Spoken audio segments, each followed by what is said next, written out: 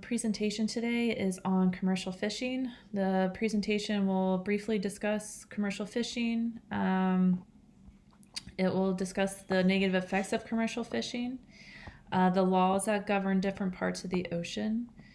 It'll briefly discuss illegal fishing and also ways to make commercial fishing more sustainable and alternatives to commercial fishing.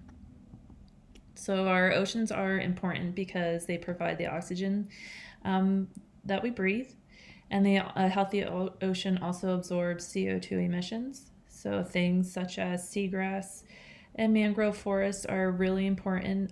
It's really important to have healthy seagrass and mangrove forests to absorb the CO2 emissions. So commercial fishing is larger fishing vessels that are able to go anywhere in the ocean. There's estimated to be 4 million fishing vessels on the ocean. They have updated fishing gear that can catch more fish, can go deeper into the ocean. They can use planes to spot schools of fish. So the plane will fly over the ocean, spot the school of tuna, let the boat know where the tuna is, and then the boat will go out and grab all the fish with their large nets. The fishing gear is made out of synthetic material, so it takes longer to, doesn't degrade fast in the ocean. And subsidies pay the commercial fisheries. So right now, there's estimated that the subsidies pay $15 to $27 billion to commercial fisheries. So some negative aspects are pollution, as mentioned, the nets in the Pacific garbage patch, which is between Hawaii and California. It's estimated that 46% of the waste is from commercial fishing nets. They are made of synthetic material, so they take longer to decompose. And it's estimated that there's 460,000 tons, or 640,000 tons of commercial fishing nets in the ocean. Because there are 4 million fishing vessels on the ocean, they contribute to 1% of the CO2 emissions. Another issue with commercial fishing is lost or abandoned fishing gear, which is ghost gear, which then turns into ghost gear or ghost fishing. This is where the nets, the fishing gear, are no longer attached to a vessel, but they continue to catch fish anyway. Different mammals such as turtles and seabirds, they get caught in the nets. They aren't able to come up out of the water for air, and they end up dying. Or fish also aren't able to move freely. They get caught in the net, and although the nets are no longer attached to vessels, the fish get stuck and they end up eventually dying because they're stuck in these fishing nets. Trawling is another fishing gear that's used. These are weighted nets that are dragged along the bottom of the ocean floor. They destroy marine habitat, and they are loss of structural diversity because they're being dragged along the ocean floor. Some areas of the ocean are visited over 400 times a year using these trolling nets. So overfishing of our ocean, it's estimated that 70% of the Earth's fish species is either depleted or fully exploited. The number of overfished stocks has tripled globally, and large fishing companies are a contributing factor to the overfished oceans. The effects of overfishing are not only harmful for the marine habitat, but also for human society and our economy. So one example of an overfished species is the bluefin tuna. These are being caught at a younger rate, so they're not able to mature because they're not able to grow and mature into adults. They are unable to reproduce and replace themselves, so their species is dwindling. Another negative aspect of commercial fishing is bycatch. This is where the fish that are caught unintentional. So, for instance, dolphins swim with schools of tuna. So fishermen will target dolphins because they know that there'll be tuna with them as well. They'll catch the tuna and the dolphins. The dolphins end up dying because they're caught in the net. and they get tossed back overboard into the ocean.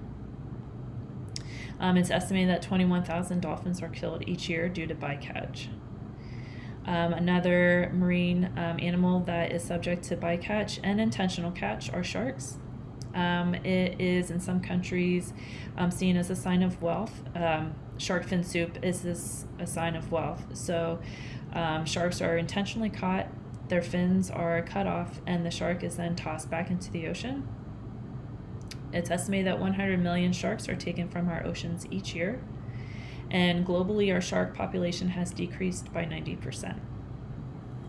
So an alternative to commercial fishing is aquaculture or aquafarming, and that is where the fish are farmed in confined areas. This supplies 50% of the global seafood. It provides employment, 43.5 million people globally. There are negative effects of the aquafarming. Deforestation of the mangroves, millions of acres are destroyed to build aquafarms, and as previously stated, that a healthy mangrove forest is important for absorbing CO2 emissions. Antibiotics are used on the fish because they're kept in such close quarters. They are given antibiotics to avoid spread of diseases. This medicine can seep into the soil and into the waters. And then wild fish are used for fish meal. So aquafarming can contribute to overfish because wild fish are caught to feed the fish that are currently being farmed. And then escaped fish can have a negative effect on the wild fish because it competes for food and habitats.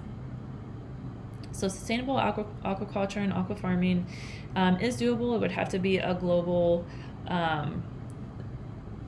globally, it would have to be under the same regulations. The U.S. has, they have to meet federal, state, and local environmental regulations for their aquafarms.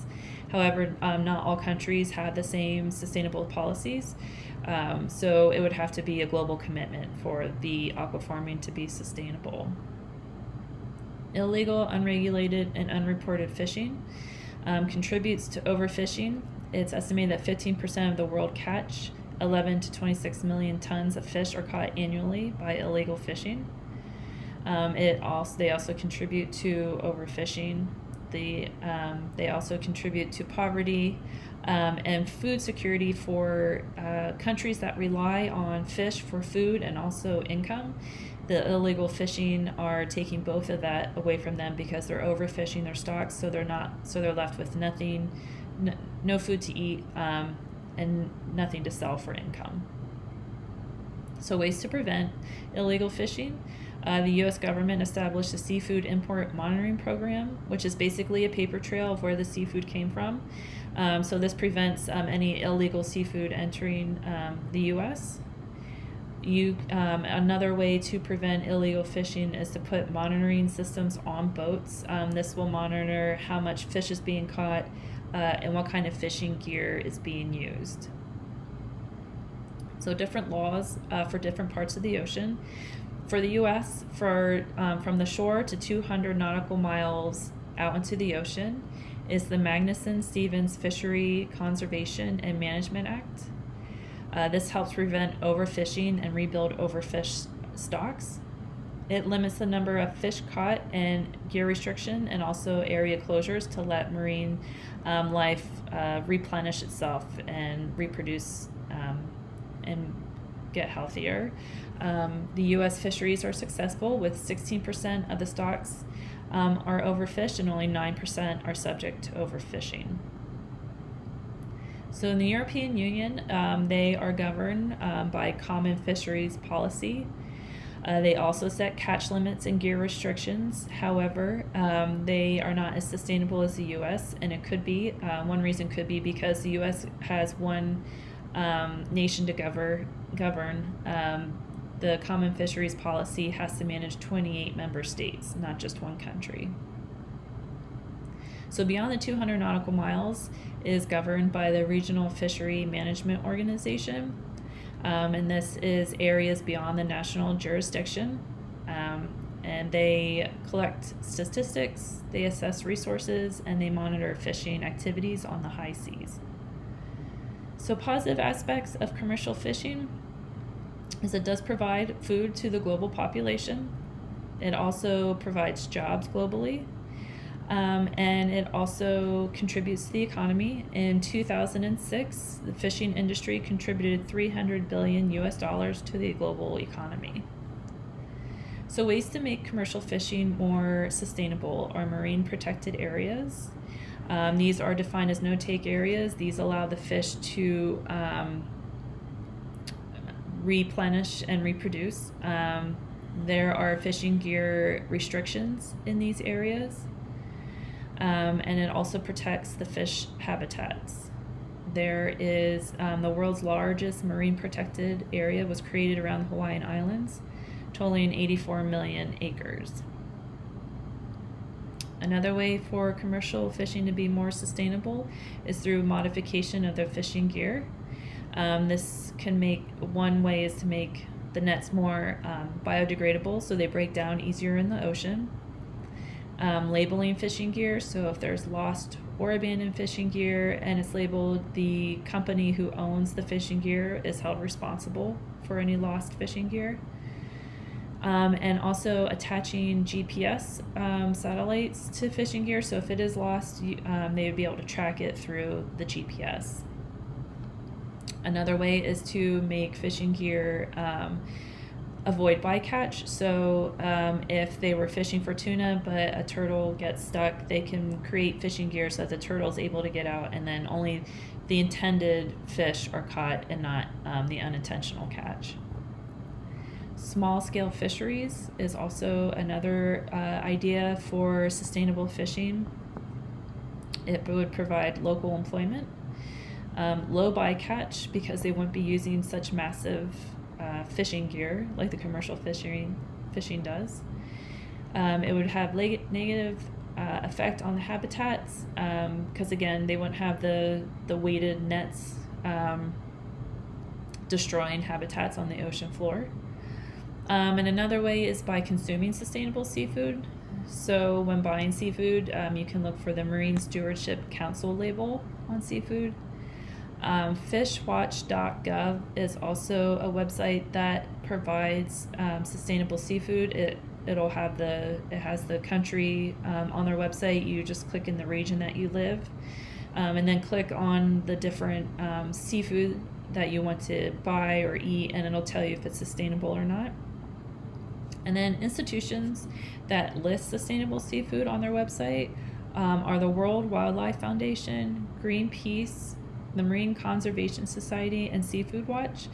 And the way they have theirs listed is by, it's kind of like the red light. So green is good, sustainable seafood, yellow is take caution, and red is don't eat it, it's not sustainable seafood. So in conclusion, larger fishing vessels can be beneficial if they improve their fishing gear by getting rid of the synthetic material and using more biodegradable fishing gear, attach GPS monitoring systems to their fishing gear, and labeling it with the company that's using it. And they can also make adjustments with marine protected areas to give wildlife time to replenish itself and get healthier small fisheries for local employment and not as big fishing gear used. Aqua farming is also another alternative as long as it can be sustainable, and also consuming sustainable seafood. Thank you.